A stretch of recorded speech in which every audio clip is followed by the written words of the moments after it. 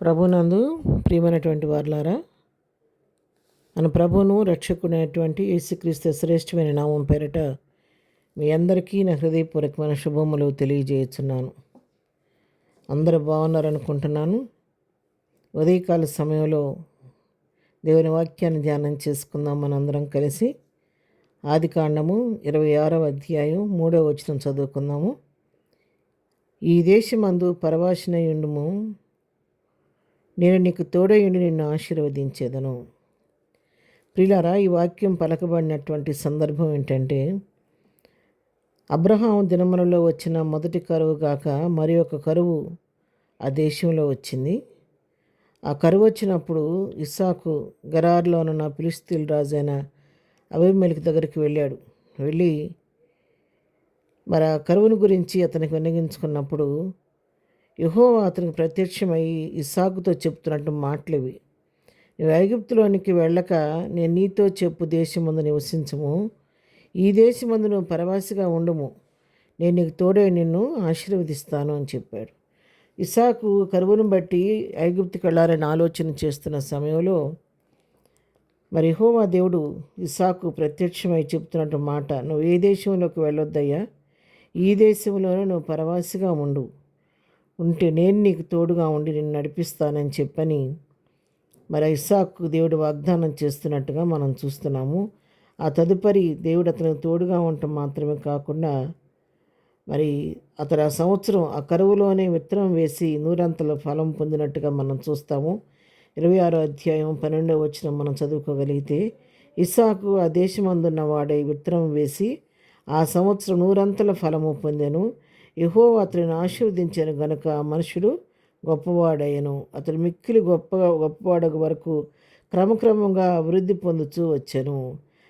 చూసారా, ఇక్కడ ఇస్సాకు దేవుడు చెప్పినట్టు మాటకు విధేయత చూపించి ప్రభు మాటను బట్టి ప్రభు తోడుగా ఉండి ఇక్కడ ఉన్నాడు కాబట్టి నేను ఇక్కడే ఉంటానని చెప్పని ఆ దేశంలోనే ప్రవాసిగా ఉన్న సమయంలో ఆ కరువు సమయంలోనే విత్తనం వేసినప్పుడు నూరంతల ఫలం పొందుకొని అతను ఎంతగానో ఆశీర్వదించబడినవాడుగా మనం చూస్తున్నాం. అవును ప్రియారా, మన దేవుడు మనతో ఉంటే మనకి ఎంత లేమిలో కూడా సమృద్ధిని ప్రభు అనుగ్రహిస్తూ ఉంటాడు, ఆశీర్దిస్తూ ఉంటాడు. మరి అందుకే దావీదు భక్తులు 23వ కీర్తనలో చెప్తున్నాడు, 4వ వచనం, గాఢాంధకారపు లోయలో నేను సంచరించినను ఏ అపాయమునకు నేను భయపడను, నీవు నాకు తోడయుందువు, నీ దుడ్డు కర్రయు నీ దండము నన్ను ఆదరించును అని చెప్పని చక్కగా ధైర్యంగా చెప్తున్నాడు. అవును ప్రియులారా, మనం దేవుని పైన ఆనుకున్నప్పుడు ఆయనలో మరి పైన ఆధారపడి ప్రభుతో కలిసి జీవిస్తున్న సమయంలో ప్రభు ఎప్పుడు మనం విడిచిపెట్టడు, మనం ఒంటరిగా వదిలిపెట్టడు. ఆయన ఇచ్చి మనకు తోడుగా నడిపించే దేవుడు. ఇక్కడ దావీదు గాఢాంధకారపు లోయలో నేను సంచరించినప్పుడు కూడా నేను దేనికి భయపడినయ్యా, ఎందుకంటే నువ్వు నాకు తోడుగా ఉండవు, నీ దుడ్డు కర్ర నీ దండం నన్ను ఆదరిస్తుందని చక్కగా చెప్పగలుగుతున్నాడు. మరి యెషయా గ్రంథంలో కూడా మనం గమనించినట్టయితే యెషయా గ్రంథం 43వ అధ్యాయం 2వ వచనం చదువుకుంటే, నీవు జలముల్లో బడి దాటినప్పుడు నేను నీకు తోడయ్యుందును, నదుల్లో బడి వెళ్ళినప్పుడు అవి నీ మీద పొర్లిపారవు, నీవు అగ్ని మధ్య నడుచున్నప్పుడు కాలిపోవు, జ్వాలలు నిన్ను కాల్చవు అని ఇక్కడ దేవుని వాక్యం సెలవిస్తుంది. ఇక్కడ దేవుడు యెషయాతో వాగ్దానం చేస్తున్నాడు, నీవు జలముల్లో బడి మరి వెళ్ళినప్పుడు కూడా నేను నీకు తోడుగా ఉంటాను. యాకోబుతో చెప్తున్నాడు ఈ మాటలు, యెషయా ప్రవక్త ద్వారా యాకోబుతో ప్రభు చెప్తున్న మాటలు. నీవు జలముల్లో బడి దాటినప్పుడు నేను నీకు తోడుగా ఉంటాను, నదుల్లో బడి వెళ్ళినప్పుడు అవి నీ మీద పొర్లిపారవు, అగ్ని మధ్య నడిచినా కూడా నువ్వు కాలవయ్యా, జ్వాలలు నిన్నేమీ చేయలేవని చెప్పని మరి వాగ్దానం చేస్తున్నట్టుగా మనం చూస్తున్నాం. కాబట్టి దేవుడు ఎప్పుడు మనం విడిచిపెట్టే దేవుడు కాదు, ఆయన మనకు తోడుగా ఉండి మనల్ని ఆశీర్వదించే దేవుడు. ఈ ఉదయకాల సమయంలో వాక్యం ఉంటున్నటువంటి ప్రియులారా, మరి అక్కడ ఇస్సాకు తోడుగా ఉన్న దేవుడు, దావీదుకు తోడుగా ఉన్న దేవుడు, యాకోబుకు తోడుగా ఉన్న దేవుడు ఈరోజు నీతో కూడా తోడుగా ఉన్నాడు. నాకు తోడుగా ఉన్న నడిపిస్తూ వస్తున్నాడు నా దేవుడు. నా జీవితంలో నేను ఇంతవరకు ఇస్తూలో రాగలుగుతున్నాను నాకున్న పరిస్థితులు అంటే కేవలం నా దేవుడు నాకు తోడుగా ఉండబట్టే ఎంతవరకు నా జీవితంలో నేను ముందుకు సాగగలుగుతున్నాను. ప్రియులారా, నాకు తోడుగా నడిపిస్తాడు దేవుడు, నిన్ను కూడా నడిపిస్తాడు. ఉదయకాల సమయంలో మరి ఏ పరిస్థితుల్లో ఉండి వాక్యం వింటున్నప్పుడు కూడా ప్రభు వాక్యం మీతో సెలవిస్తున్న మాట, మీరు భయపడవద్దు, దుఃఖపడవద్దు. మనుషులు చేయి విడిచినా నేను చేయి విడిచే దేవుడిని కాదు. నేను నీకు తోడుగా ఉన్నాను. నేను నీ హస్తం పట్టుకొని నడిపిస్తాను.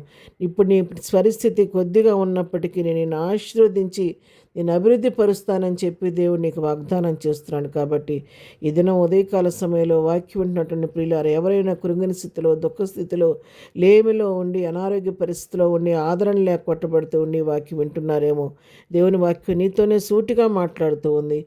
ఆయన నిన్ను లేవనెత్తే దేవుడు, నీకు తోడుగా ఉండే దేవుడు, నీ పరిస్థితిని మార్చగలిగిన దేవుడు నీతో ఉన్నాడు ప్రియులారా. కాబట్టి అటు దేవుని వైపు చూడండి, దేవుని నిరీక్షణ ఉంచి ప్రభుని బట్టి ధైర్యం తెచ్చుకొని ముందుకు సాగిపోవాలని ప్రభు పేట మరి మనవి చేస్తూ నా మాటలు ముగిస్తున్నాను. అటు కృపాధన్యత ప్రభు మనకందరికీ దయచేయను గాక.